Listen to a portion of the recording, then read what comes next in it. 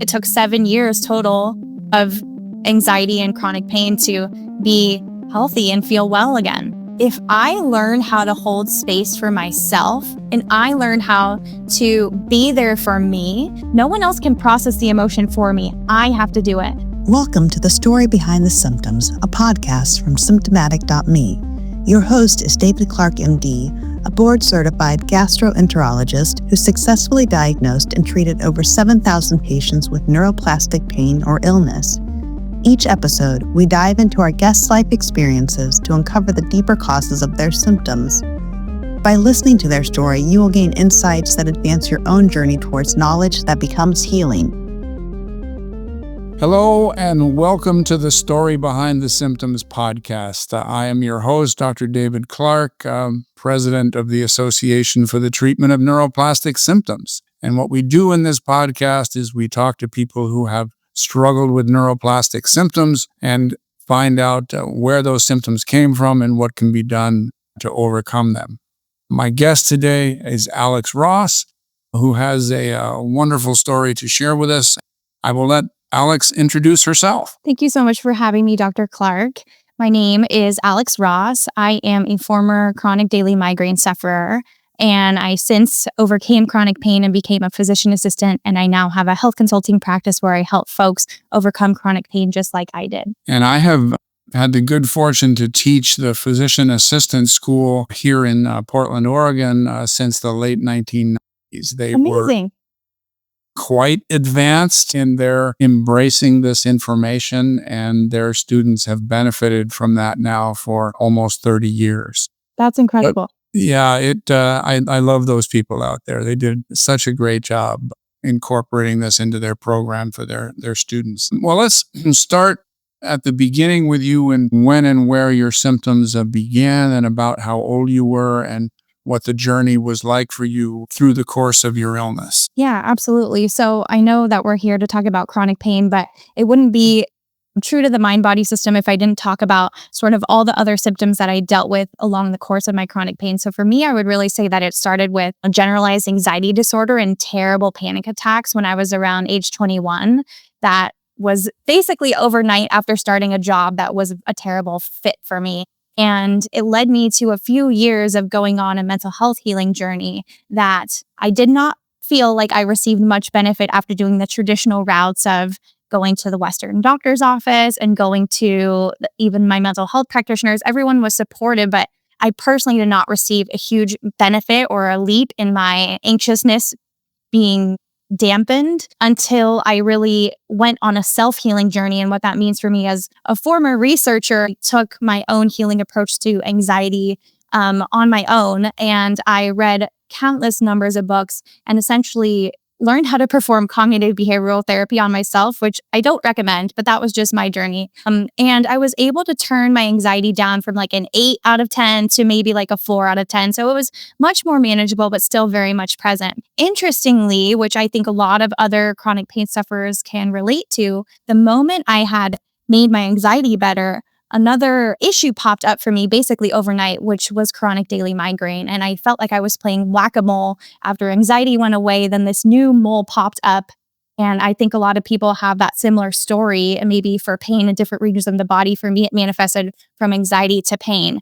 And I had always had a tendency and a propensity to have headache throughout my whole life, ever since even middle school. I remember coming home from middle school with headache, and my parents, bless their heart, they'd be like, "Oh, drink some water." And it was nothing that I really sought care for until my college years. So I was about 18, 19, 20. I would be getting full-on migraines, which is very common for a lot of folks.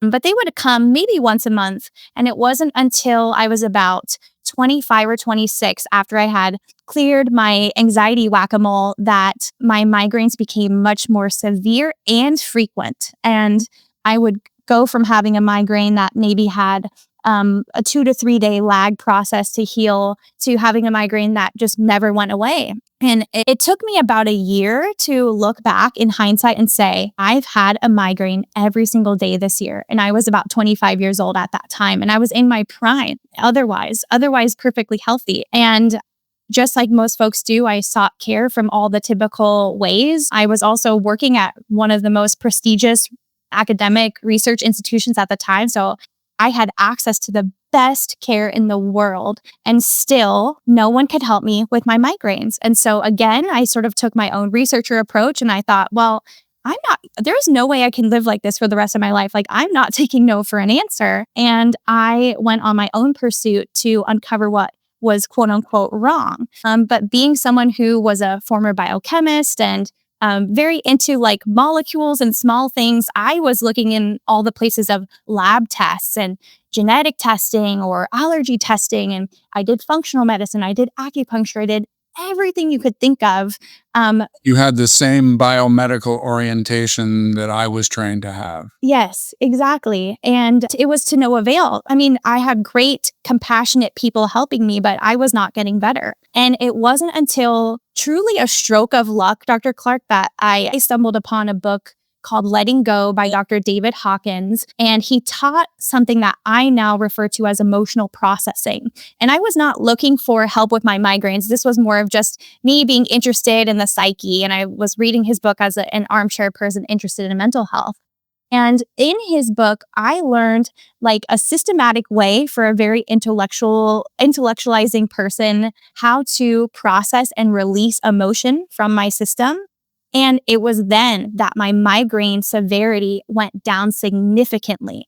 And I thought, wow, did I just discover something that people aren't talking about? Like, there's no way I'm the only person in the world that uncovered this relationship between my emotional backlog and how I was feeling physically. But I did feel really alone at the time. And it wasn't until years later that I found you all who are doing similar work alongside of me and are publishing really important research that has really validated my experience as a patient. Yeah, I had the same experience as a physician when I first found out about this. And I was fortunate to have as a mentor a psychiatrist at UCLA. But for the first, many years of my career, I kept expecting somebody to come along and say, hey, we already know how to do this. You, Dr. Clark, do not have any formal certification in psychology. You really shouldn't be doing this. Yes. You should go back and put endoscopes inside of people like you were trained to do. But nobody ever showed up. And it ended up in my practice, I was the only person doing this work. And thank goodness so I you just were. kept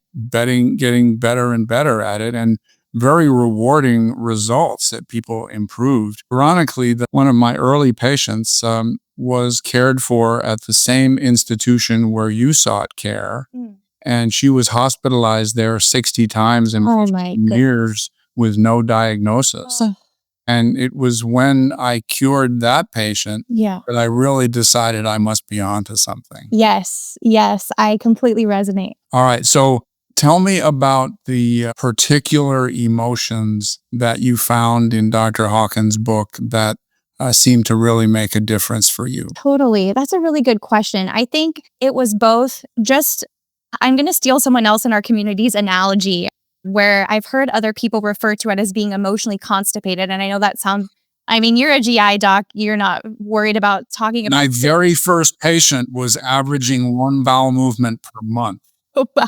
Exactly. So we're in good company here. But to everyone listening, I'm sorry. I have a 1.5-year-old, so I'm constantly talking about pee-pee and poo-poo. But it's a really good analogy because for those of us who have never been modeled how to cope and release and process emotion, essentially, if you're like me, I was carrying it for my entire life. So it wasn't any one particular thing. And I think that's where a lot of people, including myself, who I'm very fortunate that I have not had these humongous traumatic experiences in my life. I don't have a 99 percentile ACE score. I'm very fortunate and privileged in that way. And I 100% recognize that not all people can relate to me. But for me, it was more of giving myself the permission to feel all the quote unquote small emotions that we experience just being a human being living through our day to day. And so that was really more than anything, Dr. Clark. It wasn't really just one big thing.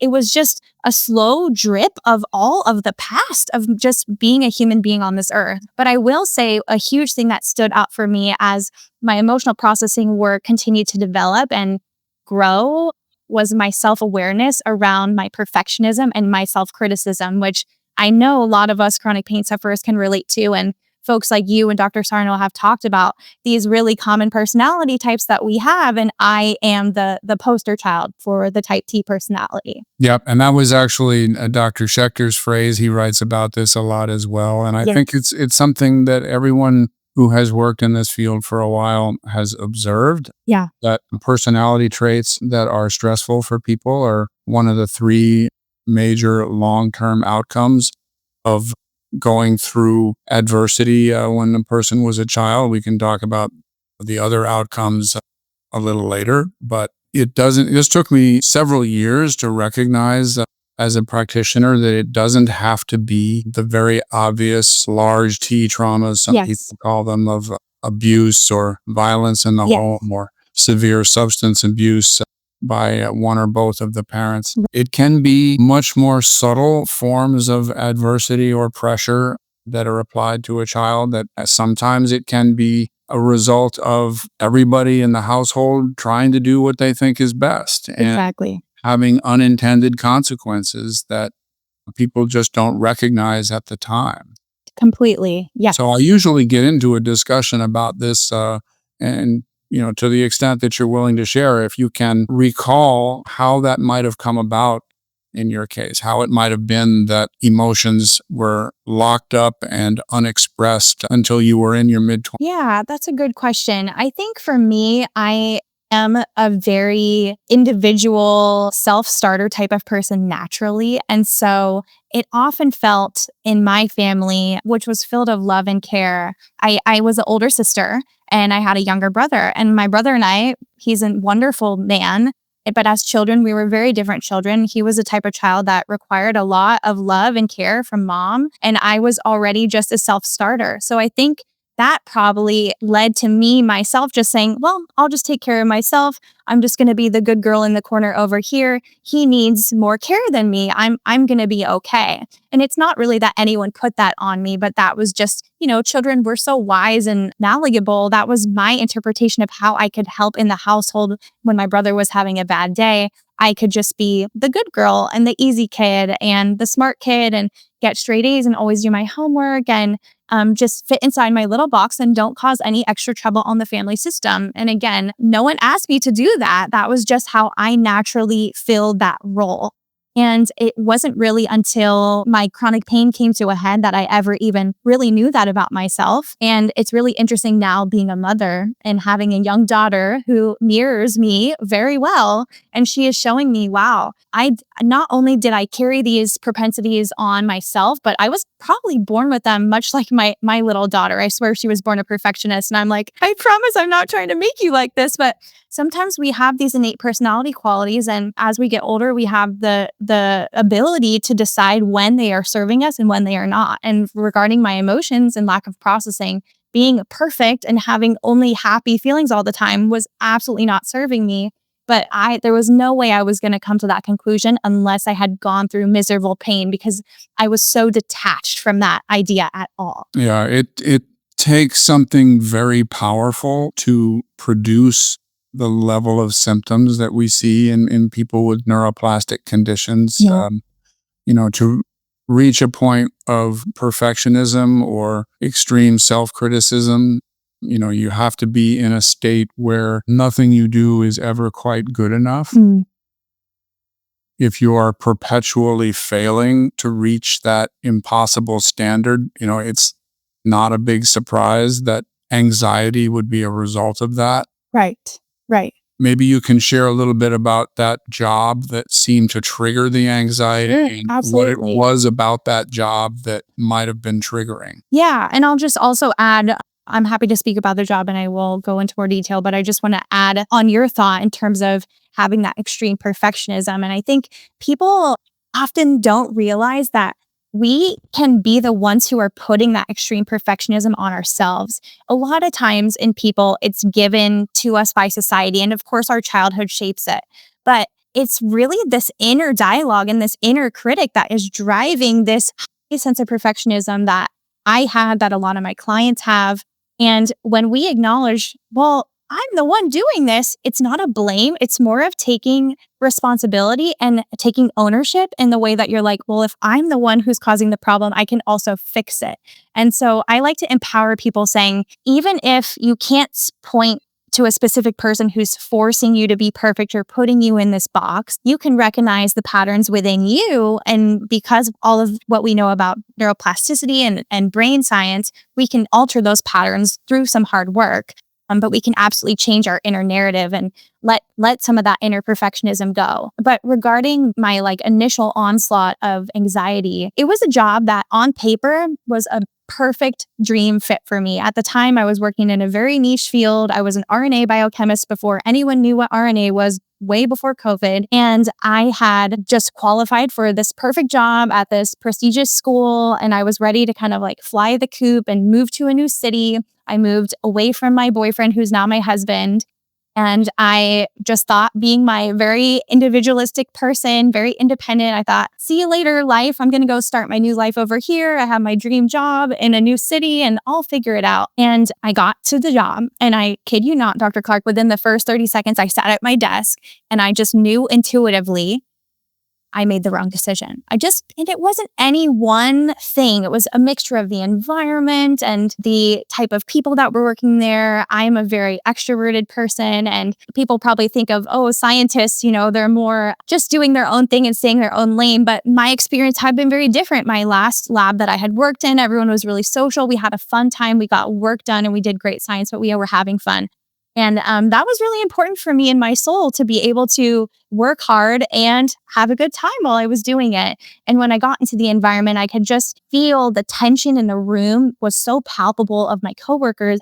Speaking of perceived pressure and perceived perfectionism, I was in good company there, and it was palpable in the room. I just thought, wow, being 21 and seeing a job description that fits me doesn't mean that it fits every part about me. It can fit my skill set, but that doesn't mean it's the perfect job for me, and that's okay. But I felt at the time, the reason why I had so much tension in myself that was raising to the anxiety was, people had gone out on a limb for me to say, Alex deserves this job, give this job. My mentors, people who really believed in me, who I wanted them to be proud of me. And not that I owed them anything, but that's just how I felt. And I thought that if I left and I didn't give it, a 1 or 2 year college try, that I was going to ruin my resume. And I was just totally catastrophizing all the quote unquote horrible things that would happen if I left this role that I knew probably wasn't the right one for me. And so that was where my anxiety started, was really this internal tension of, I have to be perfect. I have to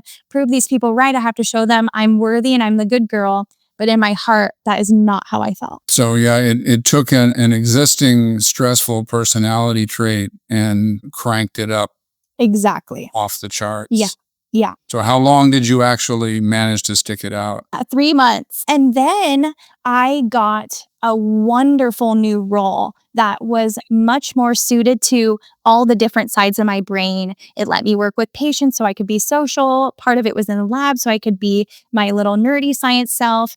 And so it's one of the best decisions I ever made. I was actually reflecting on it this morning. One of the best decisions I ever made was leaving that lab and doing the thing that wasn't good for my resume, because it actually ended up leading to a whole cascade of events that completely changed my life for the better on my career trajectory. But at the time, of course, hindsight's 20, and I had no idea at the time that was going to happen. And meanwhile, even though I did go onto this new path that was for my highest good, I was still really suffering from anxiety for about 2 years, even in the new job, because I didn't know how to kind of tame this beast of my nervous system at that time. Yeah, I know perfectionism by definition can never be achieved. And so if you're perpetually falling short, it's going to create anxiety. 100%. Yes. Well, a lot of my patients who are perfectionists or highly self-critical, they did learn it somehow from their early environment. I mean, there's certainly people who are born with a tendency toward that, but it tends to be created through interaction with the environment. And sometimes the nature of the environment is very subtle. It's not right.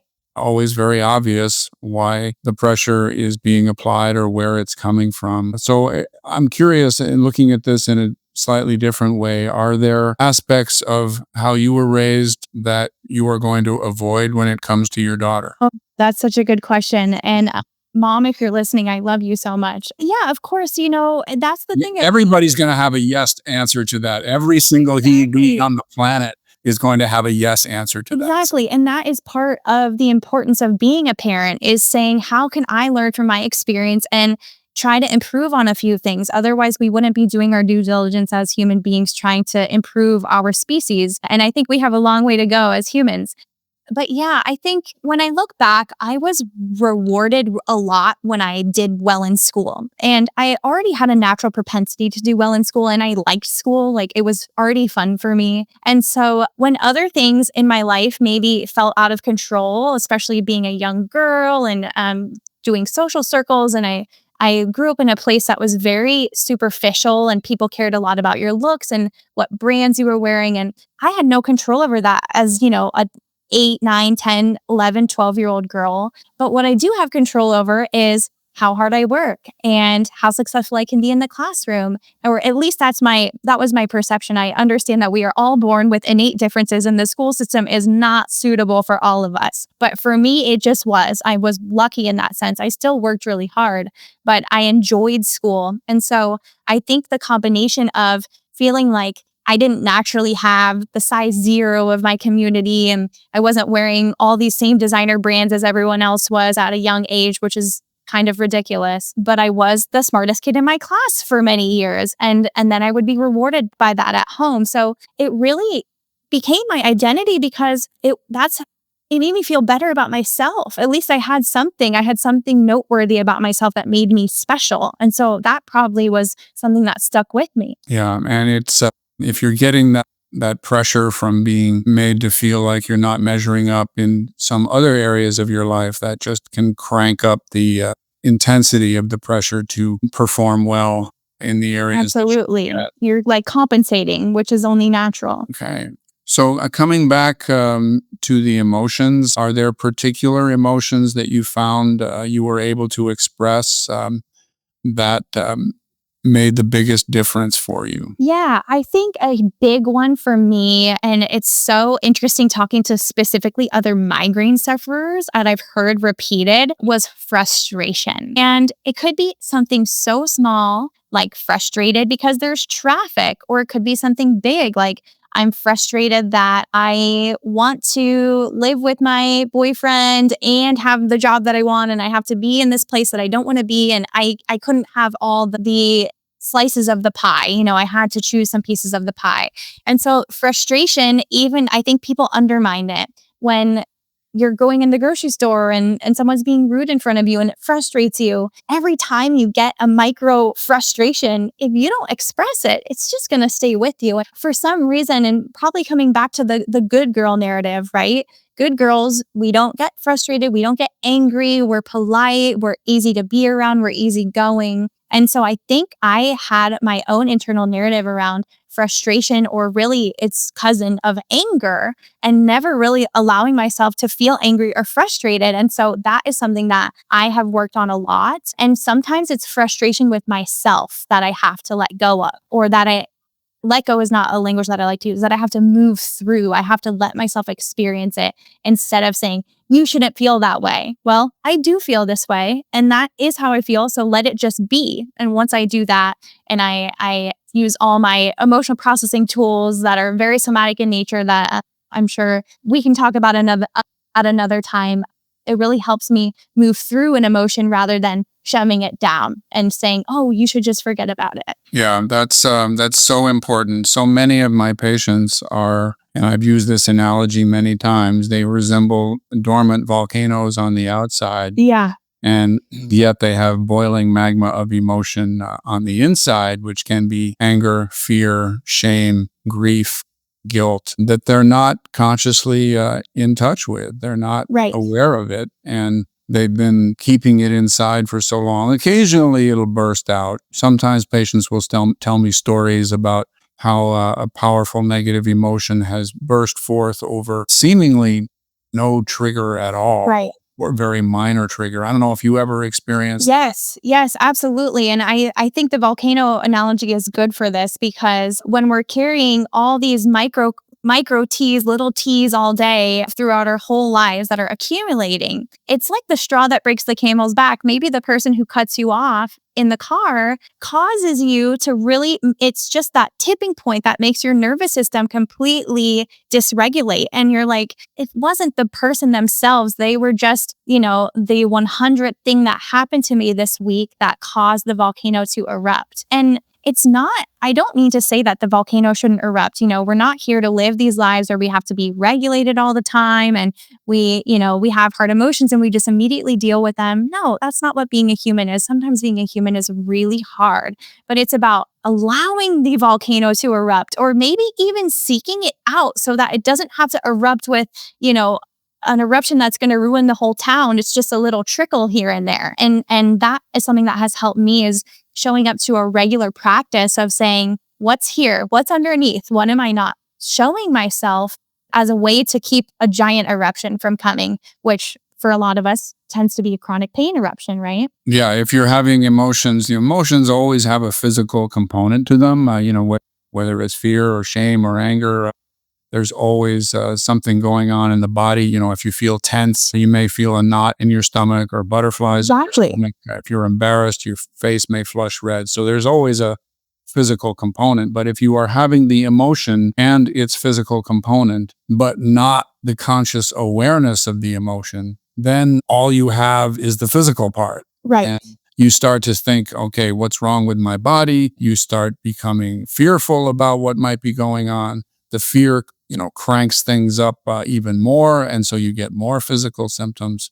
Exactly. It's a spiral, a very uncomfortable and horrible spiral. And for some, for me, it took 7 years total of anxiety and chronic pain to be healthy and feel well again. All right. So I'm hearing a conflict point that a lot of people go through. And I'm curious as to how you navigated it, which is that if you start expressing these emotions or feeling these emotions, that can be a sign of being less than perfect. If you've been focused on perfection for a long time, and now all of a sudden you decide that it's okay to have emotions, those emotions are at some level saying, hey, Alex isn't being perfect here. She's not controlling these things. So that is a giant step to reconcile. How did you manage that? Oh, that's such a good question, Dr. Clark. I think for me, being my really independent self, and maybe this is another layer of healing that I have yet to go through, I took on the perspective of if I learn how to hold space for myself and I learn how to be there for me, and of course, reach out for support when I need it. But at the end of the day, no one else can process the emotion for me. I have to do it. So if I can learn to be uncomfortable with my strong discomfort, then I'm not inconveniencing anyone. No one else is being inconvenienced by my emotions when I'm alone in my room having a good cry or feeling my frustration or whatever other sensations are coming up in my body that are correlated with my emotions. I'm able to hold space for myself. So I'm realizing in real time that it's maybe a workaround that I thought this is just a new skill that I can gain and maybe one day I'll master. And that's the joke, is I'm never going to master it because I'm a human being and we are innately imperfect. But that's probably what got me going, is the promise of learning something new and becoming really good at it. And that's probably another layer that I should continue to work on over the next few years. Okay, well, it connects with another concept that's very common in the people I work with, which is how valuable you are as a person, how you think about your own value. Many people who are perfectionists, they have a sort of a lurking sense of themselves, self-image of themselves, that somehow they're not quite good enough. And so that drives their perfectionism also. And it also drives the repression of the emotions. And so to make that change that you've made, where having emotions is okay, often what needs to happen in parallel with that is a sense that you're a good enough person that these emotions deserve to be felt. Have you had as a part of your journey, a growth in your, let's call it self-esteem? Absolutely. I love this question because I think, especially when we see online and folks like me are talking about mind body work, we talk a lot about neuroscience, we talk a lot about the nervous system, but that is only a small fraction of it. If you're going on a healing journey of any kind, especially from chronic pain, you are going to experience other levels of self-knowing and self-understanding because it's innately part of the process. And so for me, I think a huge shift in where my values came from was really detaching myself from my productivity in science or my productivity, even as a person just out there in the world, and really understanding, I really believe in the butterfly effect and the ripple effect of just being one person on the earth. Even if I change who I am from the inside and I become a more authentic version of myself, I really show up and act as me, and I choose to do things that align with me, that make me feel good, or that push me in the ways that I want to be pushed, that's healthy for my growth. That is when I am living my best version of myself, my quote unquote perfect self. And that is an extremely individual perception. No one else knows what my perfect life is other than really the part of me, my intuition, that can guide me to those places. So for me, it was really learning how to tune into what are my needs and what does light me up and what does get me out of dark days, and really aligning myself with those things and choosing them over and over again, even when it's hard, always coming back to me and my needs. And that is how I learned to value myself, by actually showing up and doing the things that I valued, that I liked, that I enjoyed, and that helped me and served me, which anyone else's perception of that is completely subjective. It only matters what I think.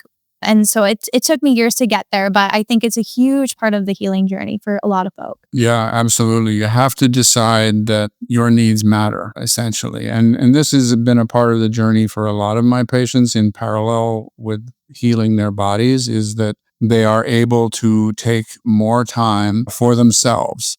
So many of them have been busy caring for everybody else in their world, but in a phrase I use a lot, they neglect to put themselves on the list of people they take care of.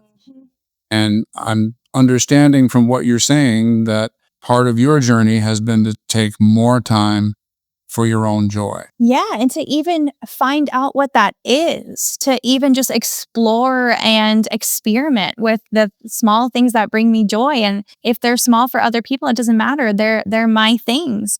And also experimenting with how they might evolve over space and time in new areas of my life. I'm a new mother, and that I've had to completely come up with a new list of things that bring me joy that fit into my current lifestyle that are different from the 10 years prior. So it's a constant evolving game, but it's so important, because what else is there if we cannot find the things that light us up? What is the point of being a human being? I really don't believe it's to struggle all the time. Of course, there is struggle, and there is finding even the small moments of joy. And I will preach that till the cows come home. Yeah, you have to decide that you're worthy of taking that time. And it is an essential human skill to be able to set aside time that has no purpose but your own joy. A small child is an ideal role model in that respect, Yes. because that's all they do is they play. And it turns out that playing is an essential human skill. My patients who don't do that sufficiently, they are living on a treadmill that they rarely step off, and sooner or later,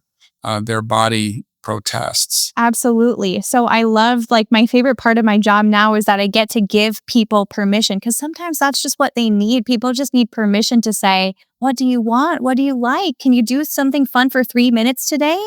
And even just letting people shift into that idea that they are allowed to have fun, it can be really freeing once people open up that permission to themselves to do that. Yeah, it's and part of it also is coming to the belief that you deserve this for yourself, that if you're doing all this work on behalf of others, it shouldn't be a huge stretch to do it for yourself. Absolutely. And especially people that are parents or caregivers of any kind or in healing profession or healing arts, we're giving ourselves to people all day long. And I know, at least for myself, and I see it in other folks too, when I show up as a more whole version of myself who has cared for myself and shown up for my needs, even just 5%, it's better than zero there. I'm able to take care of people better than others. Yeah, absolutely. You can definitely do much better for others when you put your own oxygen mask on first. Yes. All right. So here's a more difficult question than you might like to have half an hour to go away and think about for a while. With respect to everything we've been talking about, what is your hope for your daughter 20 years from now? Don't make me cry. I hope that my daughter understands that resilience is like a learned skill that she can obtain. And I hope that in 20 years, when she is going through her quarter life crisis or whatever life things are happening to her that are challenging, that she feels A, she's worthy of having a bad time for a little bit. B, that she has support in me that I can model for her, that yes, you can be at your low and you can overcome it too, but more in a place of it's okay to sit in the crap for a little bit. And on the other side of that is where we find our true selves, is where we learn how to grow, and we build that resilience muscle. And that resilience isn't something to shy away from, but it's something that makes you strong and it makes you brave, that you can accomplish the things that you were set out to do here on this earth, whether that means going to the grocery store every day for the rest of your life, if that's your passion, or picking weeds. It doesn't matter. It's subjective. And so I just want her to feel comfortable facing the whole slew of human emotion that we were born to feel, and know that she'll be okay no matter what life faces with, or what she faces in life. Yeah, that's a wonderful goal, and certainly one that I shared for my own two boys, and they're now in their 30s and 40s. Amazing. But it's wonderful to see them following the same approach with their own kids. And there's a total of 5 of them. So wow, congratulations. Yeah. And I mean, I'm not saying that I know how to do that, but it is my intention to try to get there. That's my nobody does it perfectly. Parenting is just too darn difficult. It's a lot. You just Aspects. give it your best shot, and the people will appreciate it.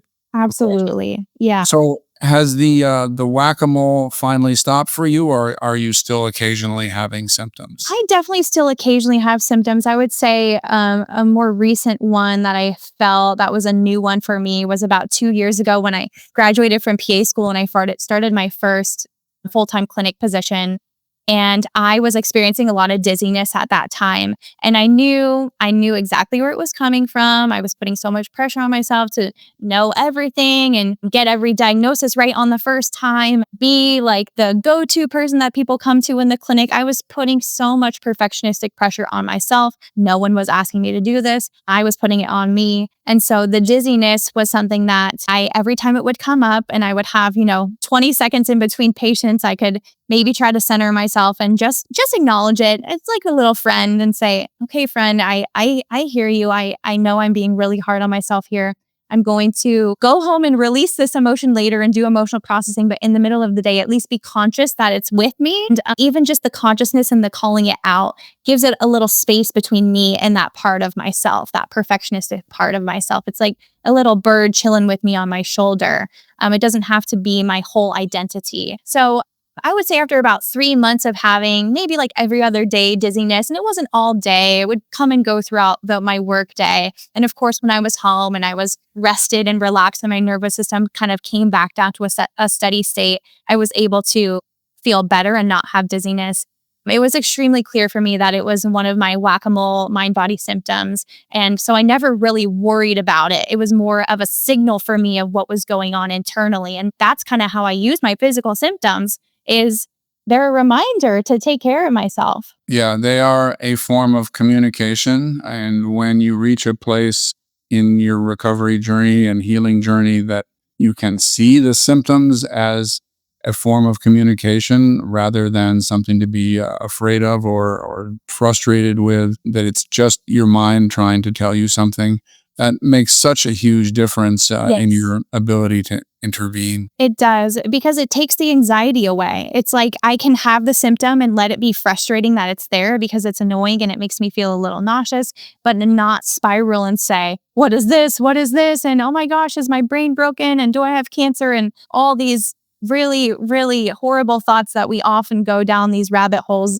that just, they do not help. Okay. Well, we've talked about emotions and we've talked about personality traits. The third major area that can be a long-term impact of struggles when people were a kid are triggers, which are people, situations, or events that can reliably start off a physical symptom. You've already just described one, which was perfectionism in the workplace. Have you noticed any other triggers that can reliably set off some physical symptoms? Definitely. I think taking on new things that I haven't done before, which probably also ties back into the perfectionism. Or sometimes I am a person who gets very excited about new things. I love novelty and I love trying different things and experimenting in my life. And sometimes I get a little too excited and I'll say, this week I'm going to remodel my house and dye my hair and start a new job and take a big exam. And I'm just going to get it all done. And so, in anyone's right mind, putting multiple important things on top of each other is not wise. However, I still continue to do this to myself time and time again. And reliably, I will get a migraine. And it's not necessarily from the events themselves, but it's the pressure I'm putting on myself to make the events go right. And so I haven't turned my perfectionism off, right? Dr. Schechter likes to use the analogy of turning down the volume. I resonate with that personally with myself. So it's okay when my perfectionism's at like a 4 or 5 out of 10. But if I'm stacking on multiple things, then, it exponentially grows. And that's when I get a big migraine for me. And in the past, before I incorporated nervous system regulation tools and emotional processing, it would be the very classic migraine triggers like being outside in the sun all day, or drinking alcohol, or having too much coffee. Those things were definitely true for me in the past. However, they really aren't true for me anymore now that I have a baseline different regulation of my nervous system. I can engage in these triggering activities and my nervous system doesn't go haywire with regard to chronic pain. It's not until I stack my life schedule into a crazy manner and then I have to relearn not to do that again. Yeah. And having heard you say this, I know every parent who is watching this podcast is going to be wondering about perfectionism as applied to your daughter. Yes. Because all of us, we want to be perfect parents, especially with that first kid. And Yes. you're already a perfectionist. Yes. It's just going to crank it up. Dr. Clark, you are inside my brain right now. Yeah, it's something actually just in the past couple months that I've started noticing in myself. My daughter, she tends to be one of these kids who she's not chill. She expresses herself deeply and immediately, which of course is so beautiful for me to validate and learn that I can be like her, right? But all that to say is at the beginning, I felt so much perfectionism around, I should know all her different cries and I should know exactly what she needs. I need to be the most in tune mother. And if I'm not, then I'm not doing a good job. And I have really had to use my research brain, Dr. Clark, to help me get off this perfectionism path with regard to motherhood. And I've been really leaning into the idea of modeling rupture and repair for my daughter. I need to be able to make mistakes in parenting and repair those mistakes and model that for her so that I can model to her that she doesn't need to be a perfect person either, as no human being is perfect. So every time I mess up, which is very subjective, which is thousands of times a day, most likely, I just remind myself it's okay. I can own up to it and apologize to my daughter if necessary, or course correct in another way, and know that I'm modeling for her how to repair when she makes a mistake one day, which is a learned human skill. That's important. But I'm struggling with perfectionism in parenting overall, definitely. Yeah, well, I think many of us have been there. We all want the best for our kids, and we can all see areas where our kids could do something better or improve. And it was something I learned from my patients that the same kind of attention to detail that worked for me so well professionally and taking care of my patients was not something that I wanted to do with my own kids. When they made mistakes, they already knew they were, especially when they got to be teenagers, which is a while in your future. But when my kids were teenagers and they made mistakes, I would mostly just tell them, hey, I made mistakes like that too. And because they already knew Right. that they had messed up and they didn't need me to pile on to them anymore. And instead, I would try to more notice when they did something well. And I love not that. jump up and down or give them a medal, but just say, hey, I noticed that and I was impressed or I was proud. I think that's beautiful. And I'm trying to take a similar approach and just, trusting the let her fail process and let her work through things. And when she needs help, she knows exactly how to ask me for help. Yeah. And that can help a kid internalize that belief in themselves that Right. they're okay. Yeah. That they are enough, that they are valuable and just as valuable when they make mistakes as when they do something well. And Absolutely. it's a learning process to absorb that idea and be comfortable with it. Yes, on both ends. It's going to be a life's journey for me. So we always have, maybe that's my next whack-a-mole is parenting. Yeah, always challenging. And especially because absolutely none of us does it perfectly. No. Because to do it perfectly, you would have to be in your child's head 100% of the time and Right. understand everything that was going on in there, including things that happened when they were out of the house and out of your sight, which, obviously happens Impossible. more and more Yeah. the older they get. So absolutely not a possible job, guaranteed to produce moments of misunderstanding and failure, but being okay with that and letting both sides know that this is a normal part of the parenting journey makes all the difference. Absolutely. Yeah. All right. It's been a tremendously enlightening discussion, and I really appreciate your sharing your story with us. I think it's going to be valuable for everybody who sees it. Is there anything else that you would like to share or ask me about? I know that you have your own practice now where you're using your skills. Maybe you could tell us a little bit about that. Yeah, thank you so much, Dr. Clark. It's been an absolute pleasure. And I'm sad that this is the first time we've met officially, but I would love to continue chatting more in the future and gaining some of your wisdom. And I just can't reiterate how important the work that you do is. And I'm so grateful for you and your organization. But yes, like you said, I am practicing as a health consultant currently, and I see folks virtually across the US.